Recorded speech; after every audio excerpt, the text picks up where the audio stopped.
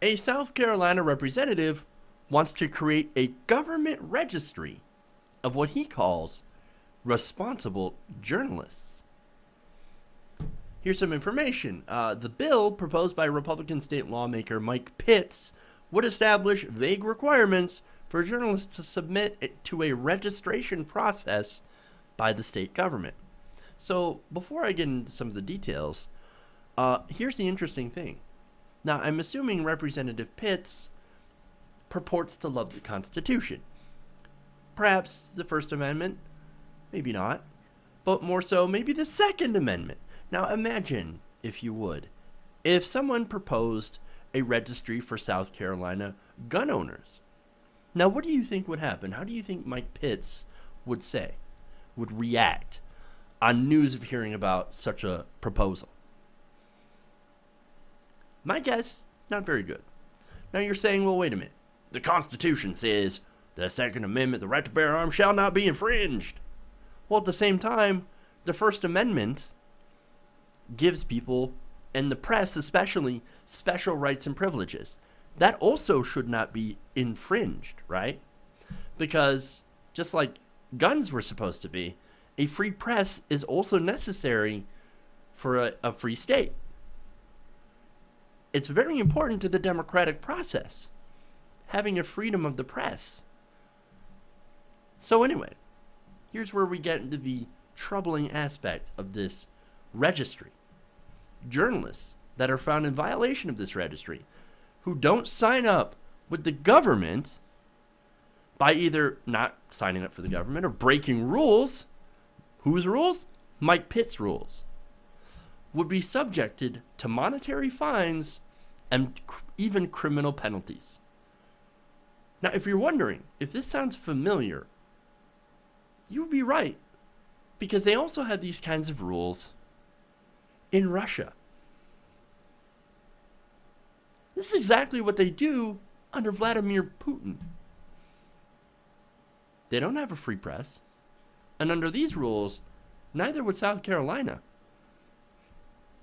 In fact, according to the reporting from the Post and Courier that quoted Pitts, the Secretary of State's office would maintain this responsible journalism registry and would also create the criteria with the help of a panel on what qualifies a person to be a journalist.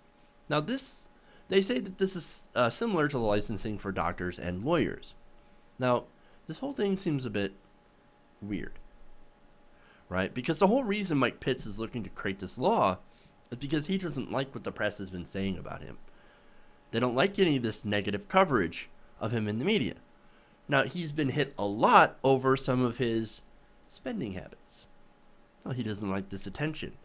So instead of taking responsibility and owning up to what he's been doing, he actually wants to create his own little version of Pravda.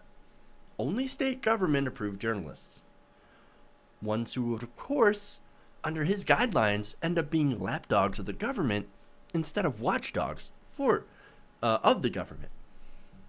You're supposed to watch the government, not take your talking points from the government. I don't think that's the right way to go. And look, the media might have its issues now. And certainly I've been critical of corporatized media and media taking talking points from the government. I even have an issue with stuff like the White House Correspondents' Dinner, where you have politicians in the media that are supposed to cover them and scrutinize them, hobnobbing like buddies. I don't like that. I'm not comfortable with that system. I think they should be natural enemies.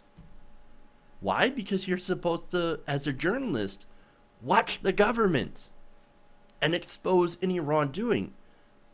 But if you're a lapdog, well, you're not going to point that stuff out. And the people will not be informed. That's a huge problem. I have an issue with the press being close to the government, as should every American. We should be wary of the government. So, as I said, while the media has its issues, I don't agree with this. I don't. There's no way in hell something like this should or would pass constitutional muster. You can't go and create your own government-approved press. You are not Putin. You cannot be like Russia. So I hope this does not go through. And if it does, Well, hopefully it gets taken to the Supreme Court and, well, essentially struck down.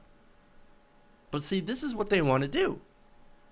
They don't like the press. They think it's the liberal media, right? Where there is no such thing. There's corporate media. And so in response to that, they want to create their own media and their own little bubbles to only say good things about them.